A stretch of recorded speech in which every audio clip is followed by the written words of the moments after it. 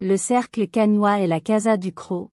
Unis pour Cagnes, 2 voix citoyennes, une même vision pour l'avenir de notre ville. Cagnes-sur-Mer est à un tournant. La ville a grandi trop vite, trop dense, trop bétonnée. Mais surtout, elle a grandi sans vision, sans stratégie, sans penser aux habitants. Alors que les immeubles poussent comme des champignons, les services publics, eux, reculent. Nos écoles et nos crèches débordent. Nos routes saturent. Nos commerces souffrent d'un manque de stationnement. Les réseaux d'assainissement sont dépassés. Les réseaux d'eau sont vétustes et fuient de toutes parts. Les infrastructures sont saturées, vétustes, et ne sont plus à la hauteur des besoins de la population.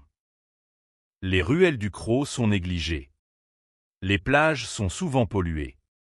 Cette liste pourrait s'allonger, tant le malaise est profond. Et partout, on entend le même constat, Cagnes devient invivable.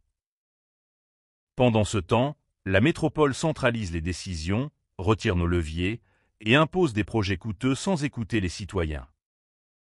La métropole façonne notre ville avec un plus métropolitain qui déporte la densification de Nice vers Cagnes, avec l'aval de son président délégué, notre propre maire.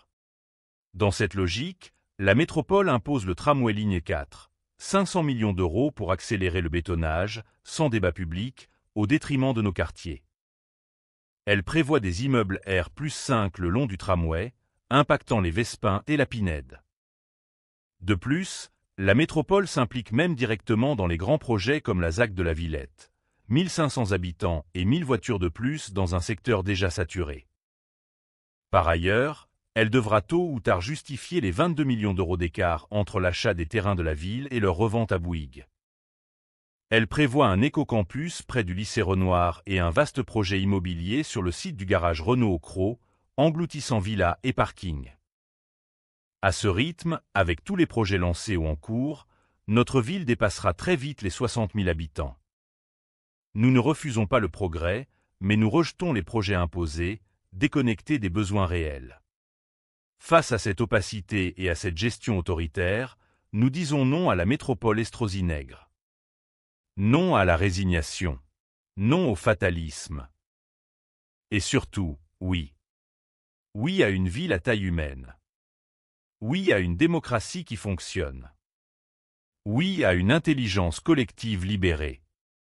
Oui à une ville qui écoute avant d'agir. Oui à une politique qui respecte les citoyens. Oui à une métropole qui respecte la volonté des maires. Nous ne voulons plus subir. Nous voulons agir.